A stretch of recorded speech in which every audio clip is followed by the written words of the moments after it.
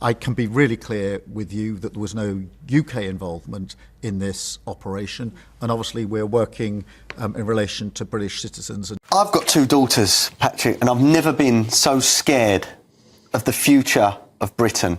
You know, I'm actively trying to see how maybe I can get out. I'm petrified for the future of my kids, especially my 2 girls.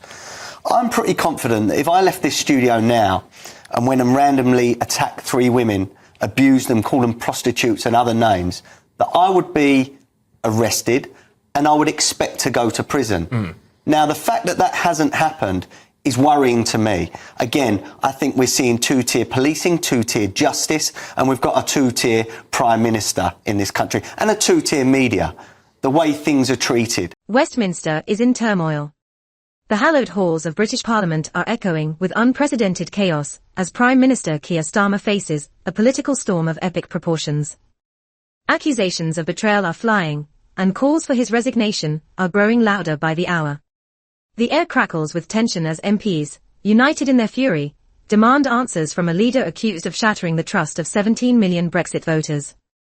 What is unfolding behind the closed doors of Westminster is so explosive, so potentially devastating, that seasoned political commentators are whispering about the possible end of Starmer's premiership. The establishment may seek to control the narrative, but we are committed to exposing the full, unvarnished truth. Prepare yourself, because what you are about to discover will forever alter your perception of British politics. The ramifications of this moment are so profound that even veteran Labour MPs are privately confessing they have never witnessed anything quite like it. This is about your nation, your democracy, and the future you deserve. Sources within 10 Downing Street reveal a Prime Minister consumed by fury, as the Brexit betrayal accusations spread like a raging inferno through the corridors of power. This is far from a mere political squabble. It's a full-blown revolt that threatens to topple a government that swept to power in a historic landslide victory just 18 months ago. The timing couldn't be more precarious for Starmer, who is already grappling with approval ratings that are the lowest of any Prime Minister at this stage in their term. The political landscape is shifting dramatically. Reform UK is surging ahead of Labour in almost every major opinion poll, and whispers of Nigel Farage as a potential future Prime Minister are growing louder.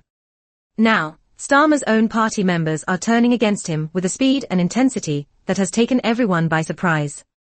The catalyst for this political earthquake is Starmer's controversial decision to steer Britain closer to the European Union through a series of agreements that critics are denouncing as a complete reversal of everything Brexit was intended to achieve. Just yesterday, in a highly publicized interview with the BBC, Starmer openly declared his desire for even closer alignment with the EU single market, arguing that it is in Britain's national interest to forge stronger ties with Brussels. These words sent shockwaves throughout Westminster, confirming the worst fears of millions of Brexit voters.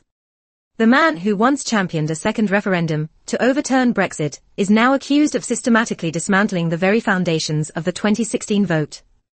Shadow Foreign Secretary Priya Patel wasted no time in launching a blistering attack on the Prime Minister, asserting that Labour's Brexit betrayal is becoming more apparent with each passing day. She accused Starmer of desperately seeking to appease his rebellious backbenchers by pursuing alignment with the single market, and condemned him for surrendering Britain's freedom to deregulate and strike independent trade deals. These are not the idle criticisms of a backbench MP seeking attention. This is the Conservative Party's leading voice on foreign affairs, declaring open war on Starmer's entire approach to Europe. The message is unmistakable. The Conservatives believe Starmer is attempting to undermine the democratic will of the British people through underhanded bureaucratic tactics. But the rebellion is not confined to the opposition benches. It's erupting from within Starmer's own Labour Party. A growing number of Labour MPs have defied the party line and voted in favour of proposals that would pave the way for Britain to rejoin the EU customs union, a direct contradiction of Labour's manifesto promises.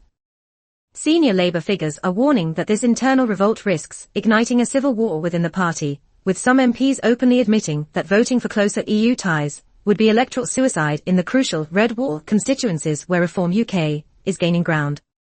These are the seats that Labour must hold onto if it hopes to survive the next general election. The specific details of Starmer's agreements with Brussels are fueling outrage among those who understand the implications. For instance, Britain has granted EU fishing boats access to UK waters for the next 12 years, until 2038. This was supposed to be temporary access, that would expire in 2026. Instead of reclaiming control of British fishing waters as promised, Starmer has extended EU access for over a decade, leaving the fishing industry utterly devastated. Federation leaders have condemned this as a disastrous outcome, accusing the Prime Minister of sacrificing fishermen and coastal communities for political gain. This is a total betrayal. One furious fisherman from Cornwall told reporters, "We were promised our waters back, and now Starmer has rolled over and handed them straight to the French for more than a decade." But the fishing rights debacle is just the tip of the iceberg. The agreement also includes a sanitary and phytosanitary agreement, which, in plain English, means that Britain has agreed to align its food and agriculture standards with EU regulations. The European Court of Justice will now have jurisdiction over these matters, meaning that British courts will no longer have the final say on food standards affecting British farmers and consumers.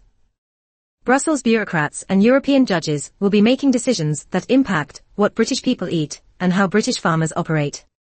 This is precisely what Brexit was supposed to prevent, yet Starmer is bringing it back through the front door while attempting to conceal its true nature. The political calculus behind these moves is becoming increasingly clear. Starmer and his advisors apparently believe that by gradually rebuilding ties with Brussels, they can eventually present voters with an asterisk fait accompli asterisk that cannot be reversed. They are betting that people will forget what Brexit was supposed to represent, and that economic arguments will ultimately outweigh democratic principles. However, this strategy has backfired spectacularly, because the British public is not as easily fooled as Starmer seems to believe. People remember what they voted for. They remember being told that Brexit means Brexit, and being promised that leaving the EU would mean taking back control of laws, borders, and money. They can see with their own eyes that Starmer is systematically reversing those promises. The anger among Brexit supporters is reaching dangerous levels. Reform UK leader Nigel Farage has seized on this moment with devastating effectiveness, telling voters that Starmer is proving everything he warned about during the Brexit campaign. He argues that the political establishment never truly accepted the referendum result, and has been plotting to reverse it ever since. Recent polls project that Farage's party could win over 380 seats at the next general election, while Labour could collapse to just 85 seats, losing over 300 members of parliament. These numbers are catastrophic for Starmer, suggesting that his Brexit betrayal is not only angering voters, but also potentially destroying the entire Labour Party as a viable political force. Inside Downing Street, serious discussions are underway about whether Starmer can even survive the coming months. Bloomberg has reported that Starmer's rivals within Labour are positioning themselves for a potential leadership challenge, with Health Secretary Wes Streeting being touted as a potential replacement. Some Labour MPs and aides have privately told journalists that Streeting could miss his window of opportunity if he doesn't make a move before the local elections in May. The message is clear. Even Starmer's own colleagues doubt his ability to lead the party into the next general election. But what makes this situation even more explosive is the constitutional dimension. Britain operates on an unwritten constitution based on parliamentary sovereignty and democratic conventions. When a prime minister makes major policy decisions without consulting parliament or the electorate, it strikes at the very heart of British democracy. MPs are not just angry about the specific Brexit-related issues. They are furious about the precedent it sets for executive power. If a prime minister can secretly negotiate away sovereignty without proper parliamentary oversight, what else can be done in secret? This is why MPs from across the political spectrum are demanding accountability. It's no longer just about Brexit. It's about defending the fundamental principles of democratic government against a leader who seems to believe he can act with impunity. The question now is whether Starmer can weather this political storm, or whether the pressure will become too great for even his most loyal supporters to withstand. With Reform UK surging in the polls, his own MPs openly rebelling, the fishing industry branding him a traitor, and constitutional experts warning about executive overreach, Starmer is facing attacks from every conceivable direction simultaneously. His government, which seemed so dominant just 18 months ago, now appears to be crumbling before our eyes.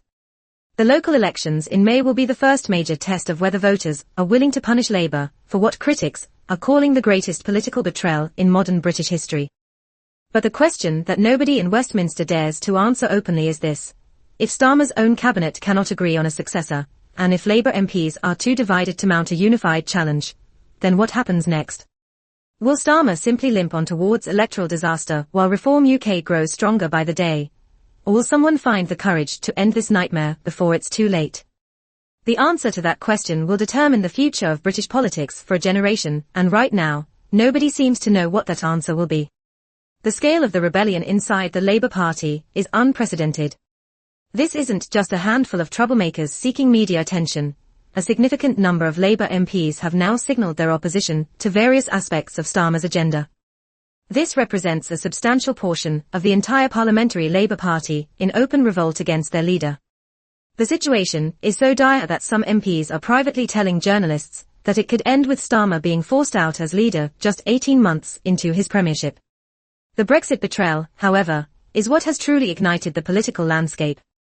When Starmer announced his intention to pursue a youth mobility scheme with the European Union, Brexit supporters immediately recognized the true implications. While the government claims that this isn't freedom of movement, but simply a program for young people to travel and work in Europe, critics have exposed the alarming truth behind these seemingly innocent words. Analysis reveals that up to 64 million EU residents could potentially become eligible to move to the United Kingdom under this scheme. Brussels has been pushing for no caps on this arrangement, no limits on the number of people who can come, and no restrictions on how long they can stay. This is freedom of movement through the back door, and everyone knows it. Reform UK MP Lee Anderson has condemned this in the strongest possible terms. Letting in hundreds of thousands more EU migrants would directly defy the wishes of the British people. He declared, "This country voted for Brexit, and they won despite the Conservatives' failure to deliver properly. The Labour government is selling out Brexit by leaning back on the EU and allowing free movement through the back door." These aren't the rantings of someone from the fringes of politics. This is a sitting member of Parliament stating publicly that the government is betraying the democratic will of the British people. Adding fuel to the fire, Dominic Cummings, the mastermind behind the original Brexit victory, has made explosive allegations about an establishment plot to destroy Nigel Farage and prevent Reform UK from ever gaining power. Speaking on a popular political podcast, Cummings issued a chilling warning that sent shockwaves throughout Westminster. He claimed that Whitehall officials and those close to Starmer are planning to use any means necessary to stop Farage, and when he says, any means necessary, he means exactly that. Cummings alleged that they will leak medical records, leak tax records, bug phones, and leak private conversations. He stated that they will break the law if that's what it takes to prevent Reform from winning the next general election. This is a man who worked at the highest levels of government. He knows exactly how the establishment operates. He's warning the British public that democratic processes mean nothing to these people. They view the Brexit referendum as a disaster that should never have been allowed to happen, and they are terrified that the same thing could happen here. Their solution is to strike early and strike hard against anyone who threatens their grip on power. Cummings specifically stated that their goal is to smash Farage and make sure he doesn't win by fair means or foul. Reform UK Chairman Zia Yousaf responded to these revelations with two chilling words: "It's already begun." Those words should send shivers down the spine of every British citizen who believes in democracy. If what Cummings and Yousaf are saying is true, then the political establishment is actively working to subvert the will of the people before they even get a chance to vote. This isn't some conspiracy theory from the dark corners of the internet. It's coming from people who have been inside the system and seen how it operates. Former Starmer aide Paul Overnan has made similar claims about civil servants hijacking government and pursuing their own agenda regardless of what voters want. The picture emerging is one of a permanent ruling class that will do anything to maintain control. The timing of these revelations couldn't be more damaging for Starmer. His government is already under siege from all sides. The fishing industry is enraged about the 12-year surrender of British waters. Brexit supporters are furious about the European Court of Justice being given jurisdiction over British food standards. Immigration hawks are terrified about the youth mobility scheme opening the floodgates to millions of Europeans. And now, his own MPs are in open revolt over welfare cuts that will push 250,000 people into poverty. According to the government's own impact assessment, the Prime Minister, who promised change and hope, is delivering nothing but broken promises and bureaucratic betrayal. The internal warfare within Labour has reached levels that veteran political observers describe as unprecedented. Health Secretary Wes Streeting has publicly contradicted the Prime Minister on EU policy. A customs union would have enormous economic benefits, he said just days before Starmer ruled it out. Political insiders see this as a direct leadership challenge. Bloomberg has reported that Streeting could miss his window of opportunity to replace Starmer if he doesn't make a move before the May local elections. The message is clear: even cabinet ministers don't believe Starmer can lead Labour to victory. They are positioning themselves for his departure while publicly pretending to support him. Greater Manchester Mayor Andy Burnham has also. He emerged as a formidable challenger, his dissent echoing through the corridors of power. The mayor, once a trusted lieutenant within the ruling party, now openly castigated the government's welfare reforms, branding them a cruel and misguided assault on the nation's most vulnerable. To witness such a senior figure, a former cabinet minister no less, publicly lambasting his own party's policies, was a clear sign of deep-seated rebellion, a sentiment simmering at the highest echelons of the Labour movement. The knives were out for Starmer. Everyone in Westminster sensed the impending crisis. The only question remained: who would be bold enough to strike the first blow, before the looming local elections delivered the catastrophic defeat that so many predicted? The Conservative Party, sensing an opportunity amidst the turmoil, sought to exploit the chaos.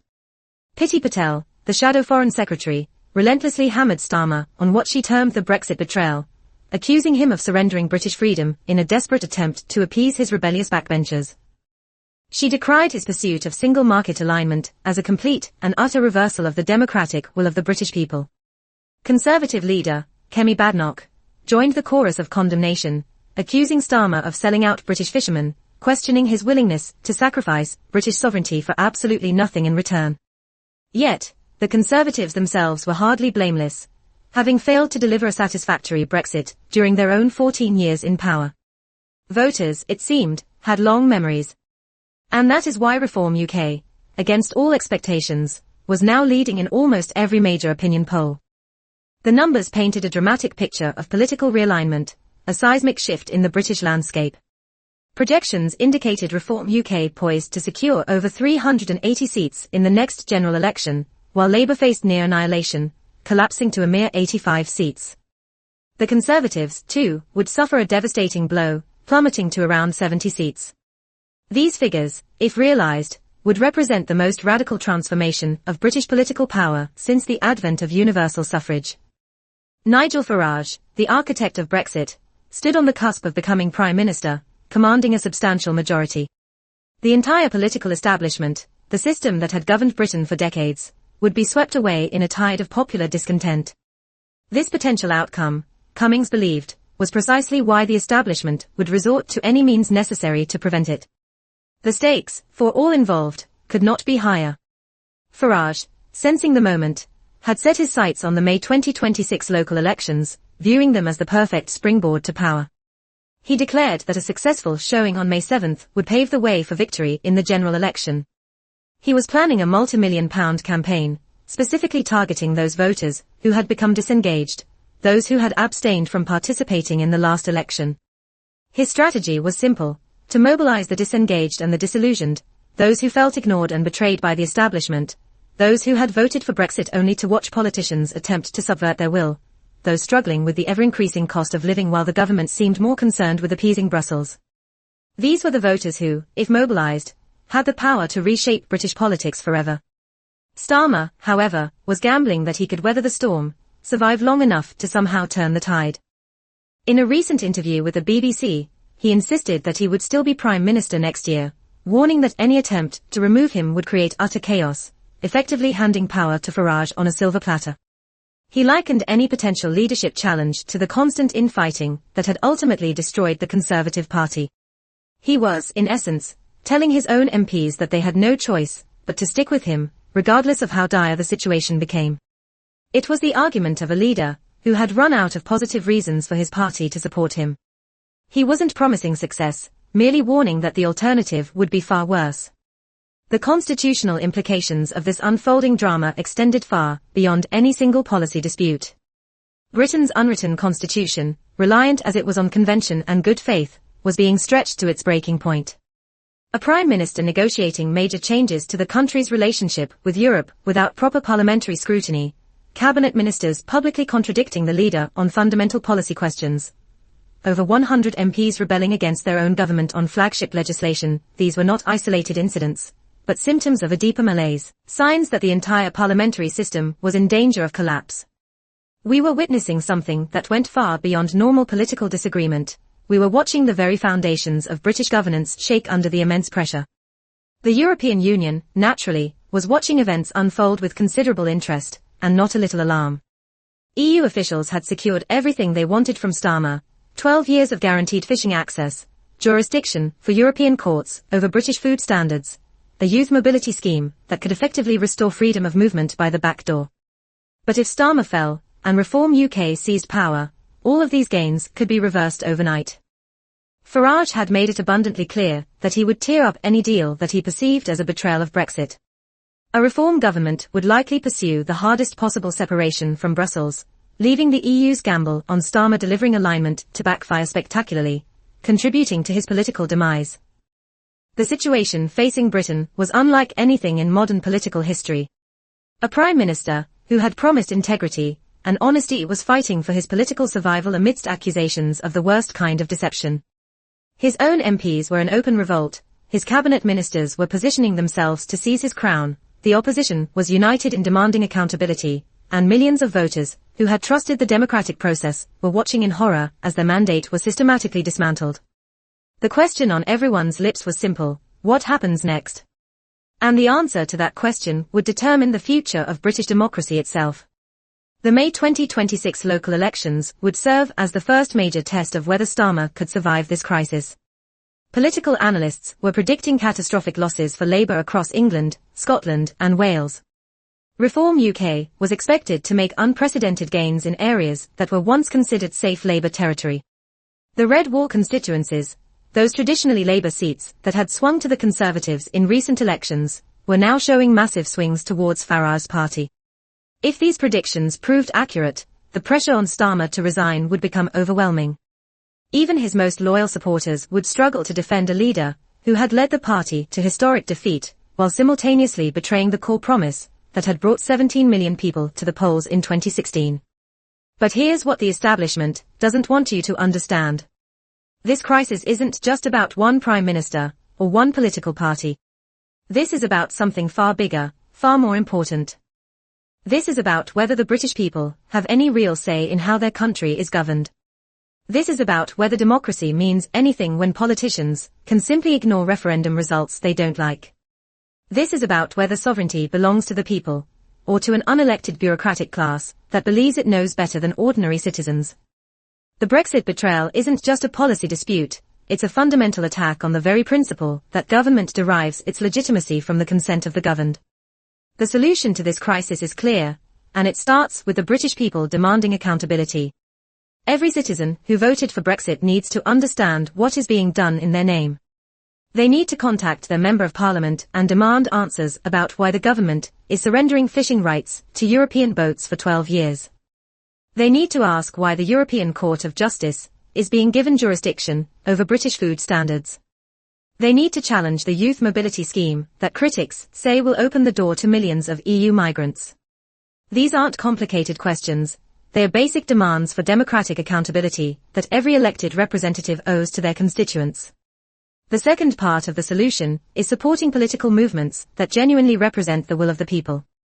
Reform UK has emerged as the only major party that consistently defends the Brexit mandate. While the Conservatives failed to deliver proper Brexit during their 14 years in power, and Labour is now actively reversing it, Farage's party offers a clear alternative. Their policies include taking back genuine control of immigration through strict visa requirements, and ending the abuse of the asylum system. They propose scrapping the path to permanent settlement for migrants who don't meet high standards of contribution, and seek to attract entrepreneurs and investors who will create jobs rather than take them.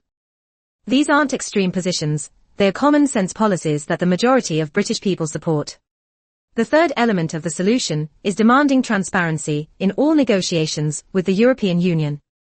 No more secret deals conducted behind closed doors, no more presenting Parliament with agreements that have already been finalised without their input, no more treating the British public like children who can't be trusted with the truth about what their government is doing. Every negotiation with Brussels should be subject to proper parliamentary scrutiny before any agreement is signed. Every concession should be debated openly, so voters can judge whether their representatives are serving their interests or selling them out. This is basic democratic accountability, and it shouldn't be controversial. If Starmer's Brexit betrayal is allowed to succeed, it will send a clear message that referendum results don't matter. It will tell the establishment that they can ignore the people whenever they disagree with democratic outcomes. It will demonstrate that sovereignty is just a word politicians use during campaigns, but abandon once they are in power. The 17 million people who voted for Brexit will have been told that their voices count for nothing. And if democracy can be overturned on Brexit, it can be overturned on anything. No vote will ever be safe again from bureaucratic manipulation and establishment reversal. But if the British people rise up and demand accountability, everything changes. If they vote in massive numbers for parties that respect the Brexit mandate, the political class will have no choice but to listen. If they flood their MPs with demands for transparency and honesty, representatives will face the choice between serving their constituents or losing their seats. If they make it clear that Brexit betrayal has consequences, future governments will think twice before ignoring referendum results. Democracy only works when citizens actively defend it, and right now, British democracy needs defending more than at any point in living memory. The next few months will determine whether Brexit lives or dies. The May elections will show whether voters are willing to punish Labour for its betrayal. The internal Labour struggles will reveal whether Starmer can survive, or whether a new leader will emerge. The establishment's response to Reform UK's rise will demonstrate whether they respect democracy or are willing to destroy it to maintain power. Every British citizen has a role to play in this moment. Every vote matters, every voice counts. The future of the nation hangs in the balance. Starmer thought he could betray Brexit without consequences. He thought the British people wouldn't notice, or wouldn't care. He thought the establishment could quietly reverse the referendum result while pretending nothing had changed.